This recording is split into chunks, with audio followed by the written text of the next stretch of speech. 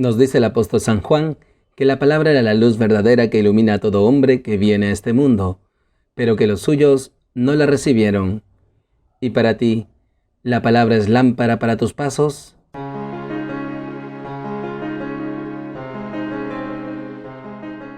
Bienvenidos, queridos hermanos, soy el Padre Ángel Gabriel y esto es Lámpara para mis pasos.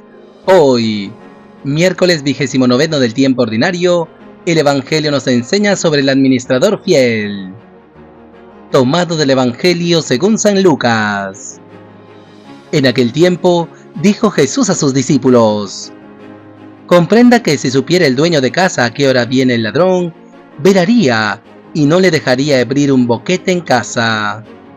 Lo mismo ustedes, estén preparados, porque a la hora que menos piensen, viene el Hijo del Hombre. Pedro le dijo: Señor, ¿dices esta parábola por nosotros o por todos? Y el Señor dijo: ¿quién es el administrador fiel y prudente a quien el Señor pondrá al frente de su servidumbre, para que reparta la ración de alimento a sus horas? Bienaventurado aquel criado a quien su señor, al llegar, lo encuentre portándose así. En verdad les digo que lo pondrá al frente de todos sus bienes. Pero si aquel criado dijere para sus adentros: mi señor tarda en llegar, y empieza a pegarles a los criados y criadas, a comer y beber y emborracharse, vendrá el señor de ese criado el día que no espera y a la hora que no sabe, y lo castigará con rigor, y le hará compartir la suerte de los que no son fieles. El criado que, conociendo la voluntad de su señor, no se prepara ni obra de acuerdo con su voluntad, recibirá muchos azotes. Pero el que sin conocerla ha hecho algo digno de azotes, recibirá menos. Al que mucho se le dio, mucho se le reclamará. Al que mucho se le confió, más aún se le pedirá. Palabra del Señor. Gloria a ti, Señor Jesús. Queridos hermanos, seguimos acompañando a Jesús. Él sigue instruyendo a sus discípulos en esta vigilancia. Y por eso Jesús dice a sus discípulos esta parábola: comprendan que si supiera el dueño de casa a qué hora viene el ladrón, velaría y no le dejaría abrir un boquete en casa. Lo mismo ustedes, estén preparados, porque a la hora que menos piensen, viene el Hijo del Hombre.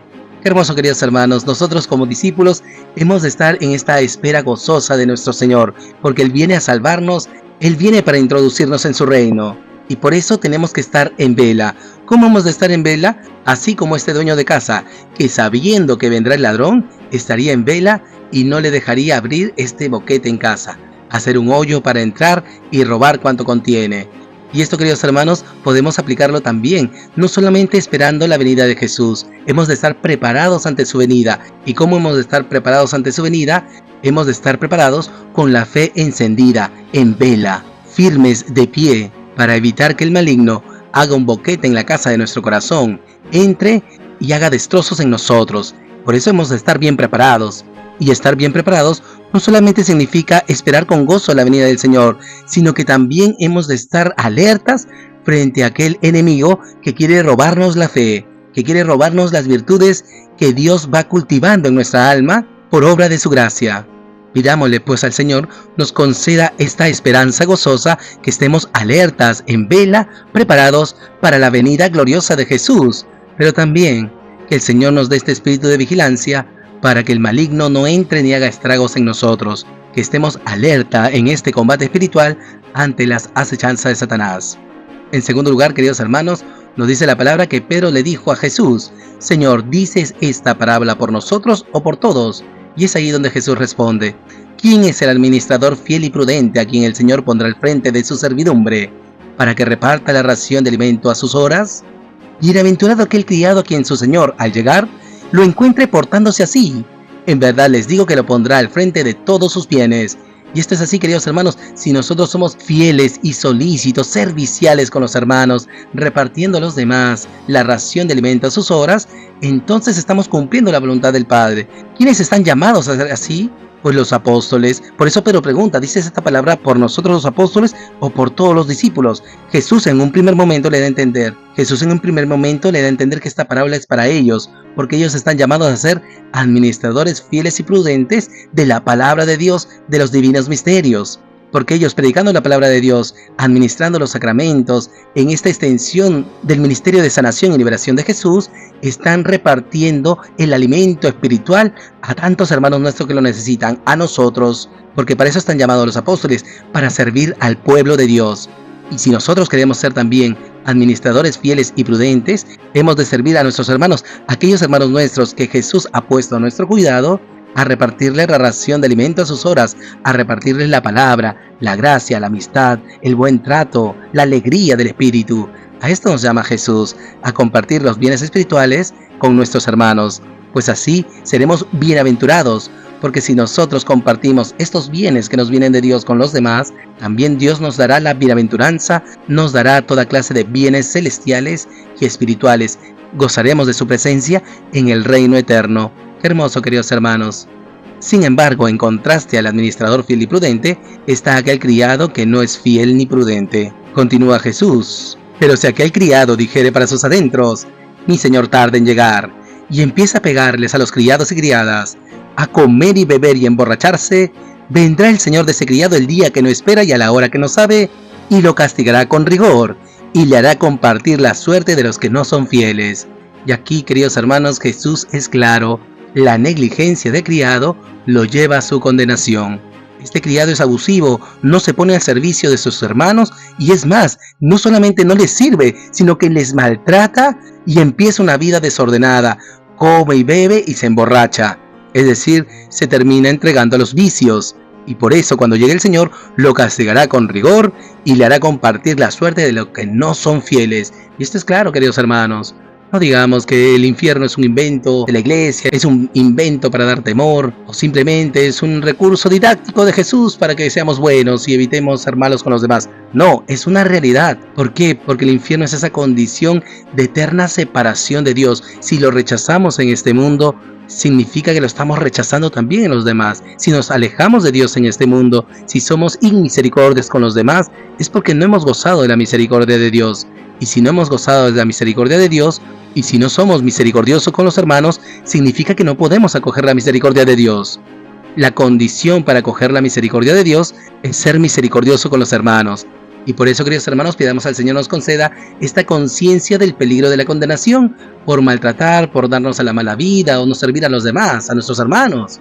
Que crezcamos en esa conciencia de que estamos en riesgo de condenación cuando no somos misericordiosos con los demás. Más bien, pidámosle al Señor que nos conceda fidelidad y solicitud en la administración de nuestros dones, en aquellos dones que el Señor nos ha dado, para que nosotros lo pongamos al servicio en favor de los hermanos. Pues que seamos fieles y solícitos en la palabra de Dios, sirviendo a nuestros hermanos. Y finalmente, queridos hermanos, Jesús va a seguir contestando a Pedro, porque esta parábola sí la dice por ellos, pero también la dice por todos. Jesús continuó contestando: el criado que, conociendo la voluntad de su Señor, no se prepara ni obra de acuerdo con su voluntad, recibirá muchos azotes, pero el que sin conocerla ha hecho algo digno de azotes, recibirá menos. Y aquí no solamente ya se refiere a los apóstoles y ya ni siquiera a los discípulos, también a ellos, pero aún más, aquellos que no conocen la voluntad de su Señor. Es decir, que el Señor ha puesto la ley natural en nuestros corazones. El Señor ha puesto la ley del amor en nuestros corazones, el que seamos misericordiosos con los demás, el que seamos solidarios con los demás. Y esto aquí en la China y en la Conchinchina, es decir, en todo tiempo y en todo lugar. ¿Por qué? Porque el ser humano ha sido configurado así. Está llamado a amar con un amor incondicional. Ciertamente también a recibir amor, a ser amado por los demás, pero sobre todo tiene esta vocación del servicio, esta vocación del amor. Y por eso Jesús es claro: el criado que conoce la voluntad, es decir, el discípulo que no obra según la voluntad de Dios, entonces recibirá muchos azotes para ser corregido. Pero el que sin conocerla, el que no conoce al Señor, no conoce su voluntad, pero hace algo digno de azotes, procura el mal, hace el mal y lo comete sabiendo que es el bien, entonces recibirá también azotes, pero como no conoce la voluntad de su Señor, entonces recibirá menos. Y Jesús sentencia: al que mucho se le dio, mucho se le reclamará; al que mucho se le confió, más aún se le pedirá. Entonces, queridos hermanos, estemos alegres, porque el Señor nos ha confiado su gracia, su amor, su vida, el Evangelio, los mandamientos, toda la revelación. Pero también esto conlleva una gran responsabilidad, que nosotros hemos de corresponder a su amor, a esa gracia que Él nos da. ¿Y cómo correspondemos a ello? Cumpliendo su santa voluntad, guardando su palabra. Correspondamos a la confianza del Señor. Él ha puesto mucho en nuestras manos. Él nos ha permitido que conozcamos su Evangelio, la vida de gracia, los hermanos en la comunidad, la iglesia. Que pongamos en práctica su palabra, esa palabra que Él nos ha dado a conocer. Y que practicando su palabra, cuidemos con diligencia el rebaño que Dios nos ha confiado mientras esperamos su venida, mientras esperamos la venida de Jesús. Pues al que mucho se le dio, mucho se le reclamará. Si el Señor ha puesto tanto en nuestras manos, es porque nos va a pedir cuentas de tantas cosas. Es porque Él también nos va a reclamar. A los que tenemos la gracia de conocerle, también está esa exigencia de darle a conocer a los demás. Al que mucho se le confió, más aún se le pedirá. Entonces esta palabra es para todos, pero sobre todo para los apóstoles, para los discípulos. A ellos se le pedirá más. ¿Por qué? Porque han recibido. Y así también nosotros. Si tenemos la gracia de conocer el Evangelio, entonces vivámosla con alegría, compartiendo este Evangelio con los demás. Y por todo ello, queridos hermanos, oremos al Señor. Señor Jesús, te damos gracias por tu palabra, te damos gracias porque nos sigues instruyendo en esta fidelidad, en esta espera gozosa de tu venida. Te pedimos, Jesús, que aguardemos con esperanza tu manifestación gloriosa y que estemos preparados para el momento de tu venida, que estemos con una fe encendida, con una fe firme, que estemos en pie, obrando la misericordia y la caridad. También concédenos un espíritu vigilante, para que el maligno no haga una grieta en nuestro corazón por donde pueda entrar y hacer estragos. Manténnos en este espíritu de vigilancia, Jesús, vigilancia en el amor. En segundo lugar, Jesús, te pedimos que nos concedas esta conciencia del peligro de la condenación por maltratar, por darnos a la mala vida o por no servir a los demás. Que seamos conscientes de que si nos alejamos de ti, si te rechazamos en este mundo, entonces viviremos alejados de ti por toda la eternidad. No permitas que pase eso, Jesús. Danos espíritu de conversión, que recapacitemos de nuestro mal obrar. Que si nos has dejado un encargo, no abusemos, no maltratemos a los demás, no nos demos a la mala vida, sino que sirvamos con alegría a los demás, administrando con fidelidad y solicitud aquellos bienes, aquellos dones que tú has infundido en nuestros corazones. Que estos dones y gracias las pongamos en servicio en favor de nuestros hermanos. Y finalmente, Jesús, te pedimos que ante tantas maravillas que tú has derramado en nuestros corazones, en nuestras vidas, el hecho de haberte conocido, de conocer tu palabra y meditarla, que también nosotros correspondamos a esta confianza, Señor, que pongamos en práctica tu palabra, para que así también nosotros podamos servir a los demás, que cuidemos con diligencia el rebaño que tú nos has confiado mientras esperamos tu venida gloriosa. Que seamos conscientes, Jesús, que así como nos has dado muchas cosas, también nos reclamarás bastante, que también nos pedirás mucho más en el día del juicio, pues que seamos administradores fieles y solícitos para que sigamos llevando la alegría de tu Evangelio a todos nuestros hermanos. Gracias, Jesús. Gloria al Padre, y al Hijo, y al Espíritu Santo, como era en el principio, ahora y siempre, por los siglos de los siglos. Amén.